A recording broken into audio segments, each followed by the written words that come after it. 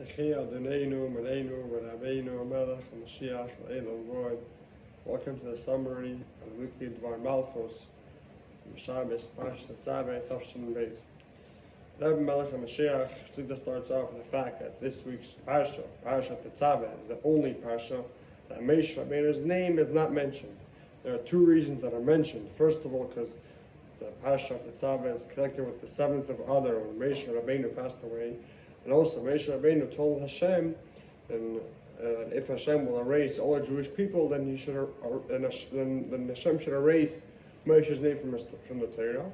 And even though in the end Hashem did not destroy all the Jewish people, nevertheless, Moshe Rabbeinu's name is not mentioned for one portion of the Torah. So the two reasons that Moshe Rabbeinu's name is not mentioned in the Parsha. And the Rebbe Hamasiach explains the connection between the two, starting off with what's the uniqueness of the idea of Moshe Rabbeinu passing away. Seemingly, the same day Moshe Rabbeinu is born. Like we see that the Gemara says that when Haman, when he was making a raffle to find which month to destroy the Jewish people, he said Haman is month of Adar is a good month because that is the month when Moshe Rabbeinu passed away. And the Gemara says, but he didn't know that's the day Moshe Rabbeinu was born. And the Rebbe Hamasiach explains that what's so unique that's the day Moshe Rabbeinu was born. Seemingly, if Moshe Rabbeinu passed away and then Moshe Rabbeinu was born, so there's something that's missing in this month. There's a good thing. So in the end of the day, it comes out that month of Adar is a regular month. Why is Adar so unique? The Rebbe Hamasiach explains that the day when someone's born is a revelation of his essence. Now Moshe Rabbeinu was born in the month of Adar. It's a revelation of Moshe Rabbeinu's essence. In other words, it's not only is a revelation of the essence of Moshe Rabbeinu, rather it's the revelation of the essence of all the Jewish people. That's why, and we say that in the month of Adar, someone that has a corporation with a non-Jew should do it during the month of Adar, because in that month he has a strong mazel. And this idea that Adar is a strong month for the Jewish people is expressed in the fact that the month that can be doubled is the month of Adar, and which includes 60 days, which in halacha, something that is 60 times an amount could nullify other things. In our case, the 60 days, the month of Adar, could nullify all unwanted things. And also the whole idea of making a leap year, of adding another month to the year, is that the year according to the sun and according to the moon should become equal. Well, that's like the idea of the Geula, when the light of the moon will be like the light of the sun. And this that we say that during the month of Adar, the mazel of the Jewish people is strong. That's talking about what's the day of mazel. Mazel is the thing that's being drawn down. That shows in the essence of the Shema of the Jewish people, which are higher than the world, which is above. And the mazel brings it down. And that's the idea of Moshe Rabbeinu was born. Moshe Rabbeinu was born. It was revealed his source, revealed his essence, and that gave the power that there should be the miracle of Purim. What happened about the miracle of Purim? The Jewish people revealed their essence. They had Mesiras Nefesh, and even though there was decrees against them, nevertheless, they were completely given over to do whatever Hashem wants. And that's why we say that the month of Adar has a strong mazel, a strong luck for the Jewish people. Why? Because in this month it's revealed the essence of the soul of the Jewish people, how it is above, and therefore it's very strong. Like we say, the word Adar also means the idea of strong. That's the explanation of the word of Adar. And this, the essence of the Jewish people is coming down here. We see that in the 7th day of Adar, the day that Moshe was born. Why? Because already past 7 days, already past the full week of Adar. It means the idea of Adar is already coming down into the world. And we see the idea that when Moshe was born, the entire room was filled with light. That means the idea of Moshe Rabbeinu's birth is not just his essence being revealed, but the way it's coming down. And we see the whole idea of Moshe Rabbeinu's whole job is the idea to build a Mishkan. The whole idea of the Mishkan is to bring the light of Hashem down to this world. And also, when was the Mishkan built?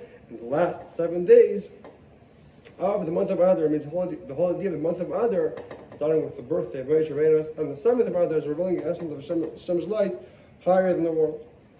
And that's the whole idea of Moshe Rabbeinu, to reveal the essence of the Shema, not in a way that it's higher than the world, rather in a way that's coming out into the world, like we see that happened by Purim, which the whole miracle of Purim was because Moshe Rabbeinu was born.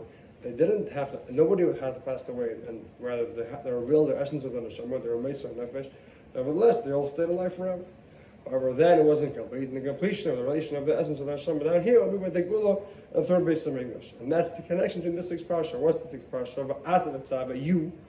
It says Moshe, you. It doesn't say Moshe's name. Why? Revealing Hashem's essence. Revealing Moshe's essence. And what is Moshe doing? Tetzaveh is being so he's commanding and connecting the Jewish people to have it, bring oil, to light the menorah. In other words, to take the idea of the essence of Moshe Rabbeinu, essence of every single Jew, and to bring it for oil for the menorah to light up the entire world. And that's the connection between the two reasons why Moshe Rabbeinu's name is not mentioned in this week's Parsha. Because Moshe Rabbeinu is born on the 7th of Adar, his essence is revealed. In other words, he's giving up. So the idea of the etzem of Moshe Rabbeinu, the idea of Mesiras Nefesh, that is also the reason why Moshe is saying, he's Mesiras Nefesh, he's saying, Hashem, if you're going to destroy the Jewish people, erase my name from your Torah. Why? Because this that Moshe has the power to give up this idea of his name being written in the Torah, the idea of Mesiras Nefesh. What's the power coming from the idea of the 7th of Adar, the day that Moshe is reborn and his essence is revealed? And the Dvar Malchus Mashiach actually tells them this is connected with this. That in this there was an idea of Kiddush Hashem in this community, and we don't know what's the reason and why it happened, what happened. But the main thing is you have to scream to Hashem Ad Masai, and to do and to demand everything you can the right way. So you have the idea of the Gula Mitzvah Shlema. We know the idea of Mesiras Nefesh and Kiddush Hashem is a very great thing. The Beis Yosef was supposed to have the merit to be Mesiras Nefesh al Kiddush Hashem, and nevertheless he was punished for whatever reason. They took away that zchus. And what does it mean to away that zchus? Even though he ended up becoming the one that wrote the Shulchan Aruch, etc., it means that the idea of Mesiras Nefesh is greater than the whole idea of writing a Shulchan Aruch.